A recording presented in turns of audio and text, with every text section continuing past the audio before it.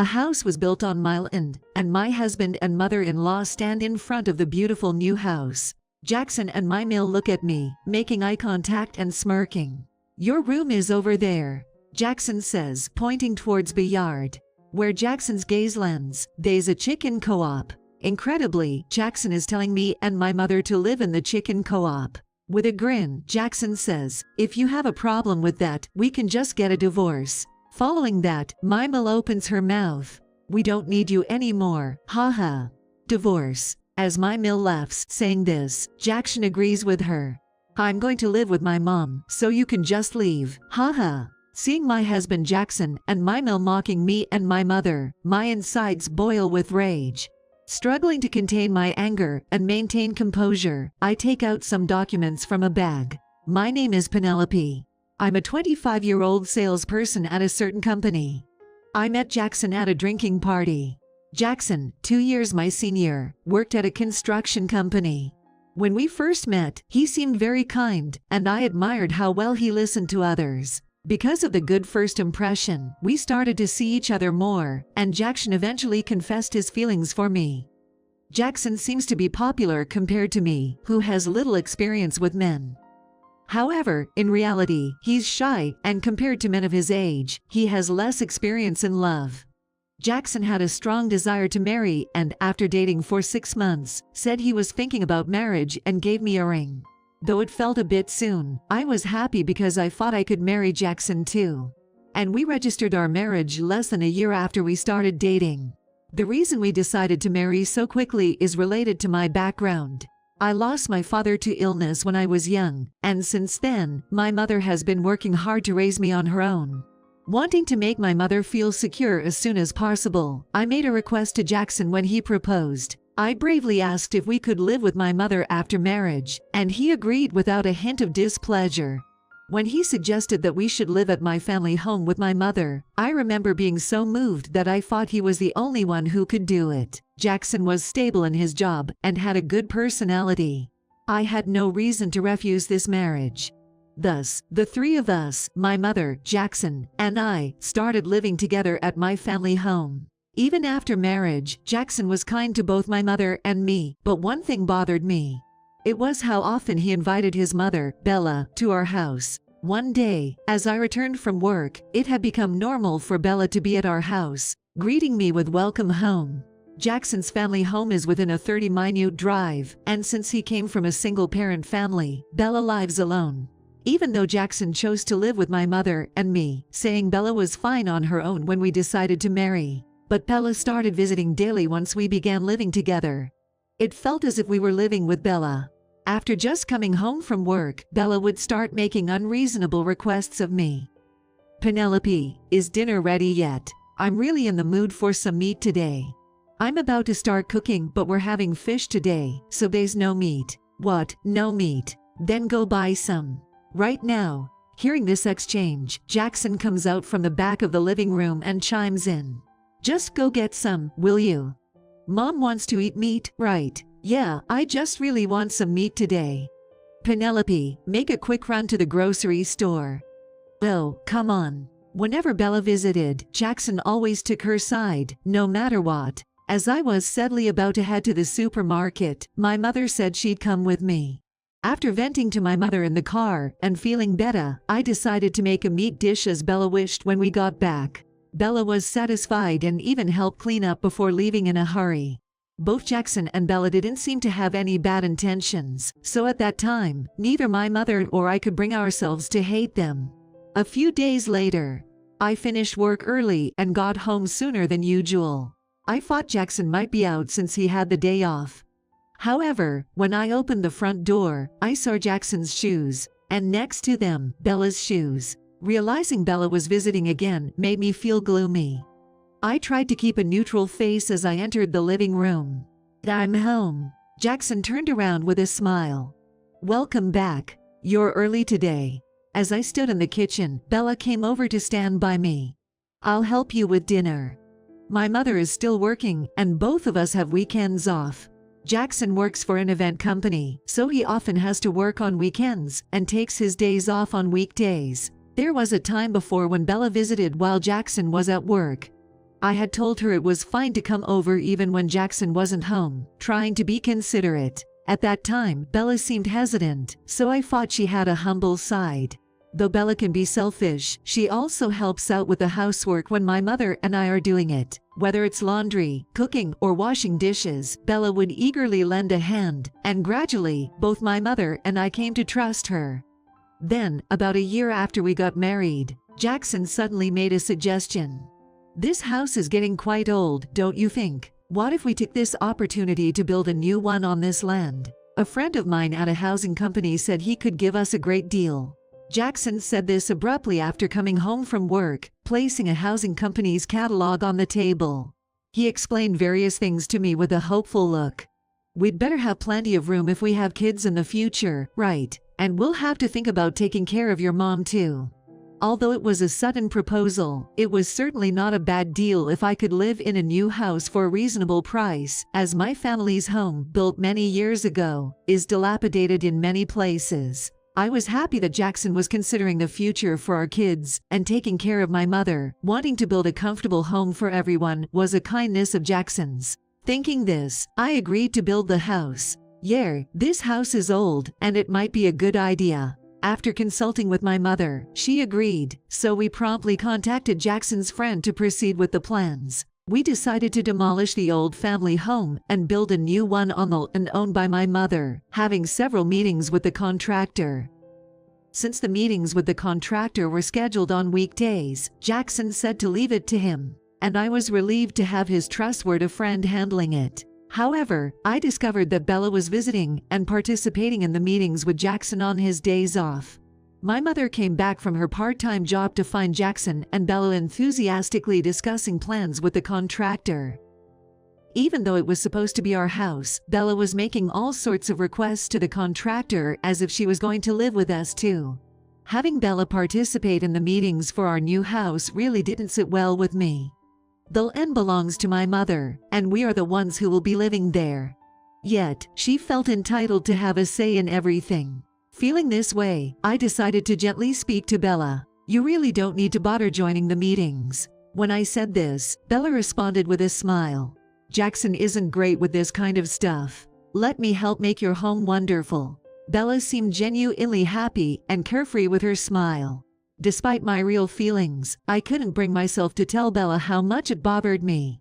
As construction began, we set up a temporary prefab house next to our home to live in, while next to it was an old co-op we used to keep chickens in.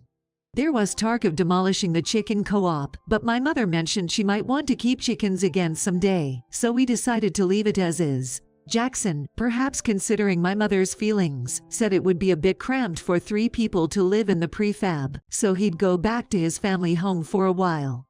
Thinking Jackson would feel uncomfortable in the cramped space too, I readily agreed to him going back to his family home. And so, we each went about our daily lives, looking forward to the completion of our new family home. 3 months later, the day to hand over the completed family home finally arrived. Seeing the house transformed so beautifully, my mother was moved to tears. Then, to my surprise, both my husband and Bella showed up. Standing in front of the house, they turned around to face us. In the next moment, Jackson said something shocking. "Your and your mother's room is over there." Jackson pointed towards the chicken co-op. Next to him, Bella looked on with a triumphant expression. Her arm tightly intertwined with Jackson's, looking every bit the mama's boy. I say in dismay, "Huh?" Jackson opens his mouth again. "If you have a problem with that, we can get a divorce." In front of their smug smiles, I pulled out some documents from my bag and thrust them at Jackson.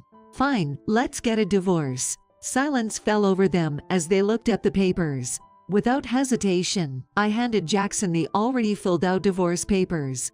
Although Jackson was the one who brought up divorce, he looked surprisingly shaken, glancing back and forth between the divorce papers and me.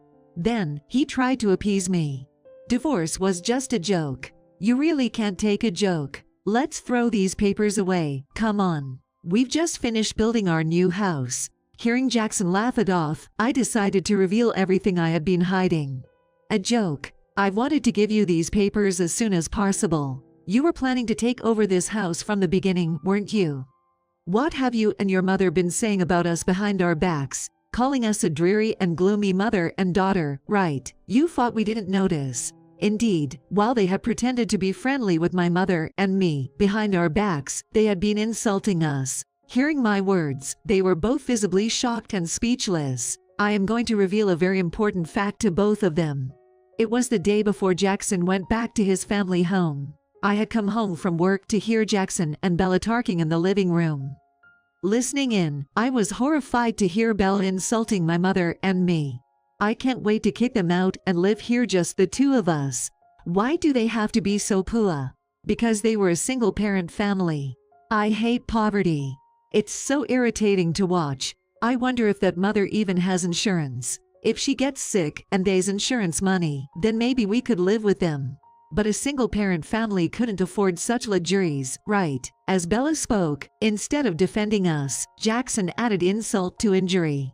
There's no way those poor mothers and daughters have good insurance. I married her when I found out she owned a house. I'm disappointed that it's such a shabby house. But we're lucky we didn't have to pay for the land to build our new house. When the house is finished, I'll send them away to the dirty chicken co-op in the yard.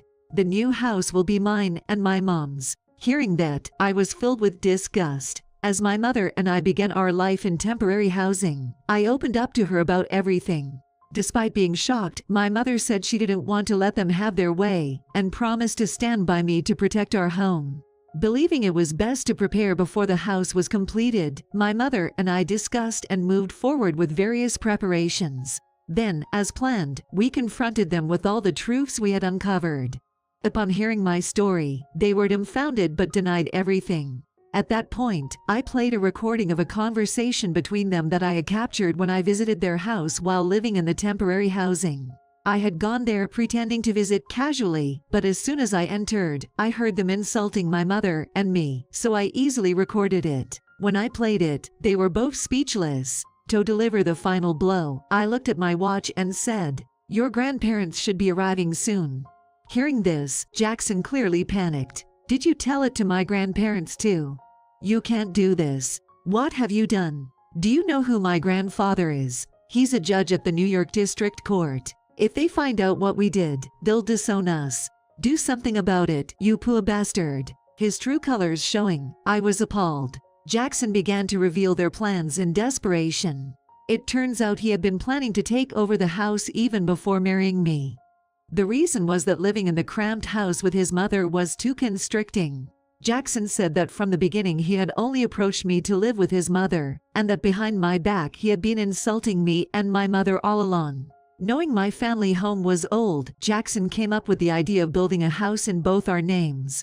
When the house was completed, he wanted to get rid of my mother and me and live alone with his beloved mother. The reason why Bella interfered during meetings and had so many rooms unnecessarily, saying it was for the children, etc., was only to make her live with us. However, a problem arose during the meetings. It was determined that my income was too low for a joint mortgage. The financial institution advised that it would be easier to process everything under Jackson's name alone. So, the loan was taken out solely in Jackson's name. While struggling to contain my desire to leave, I said in a detached tone, "I don't care about your plans, but yes, this house may belong to you too. However, the land belongs to my mother." Do you understand what I'm saying? Jackson just tilted his head in confusion. Just then, Jackson's grandparents arrived. They bowed to my mother and me and glared at Bella. Then, my grandfather Landon spoke up first. "Hey, I've heard the entire recorded conversation. Marrying under false pretenses, how? Welcome to the criminals club," Landon said, and Bella stood frozen, trembling. I then told to his grandfather about the decision my mother and I had made. "We don't want this house anymore. It is in Jackson's name, so it looks like we have no choice but to move out. But the land belongs to my mother, so I will ask him to buy out the leasehold." Landon, impressed, spoke up. "It seems we have a much wiser young lady here than Jackson. If you agree to buy the leasehold rights, be prepared for a hefty bill. Jackson, you better brace yourself."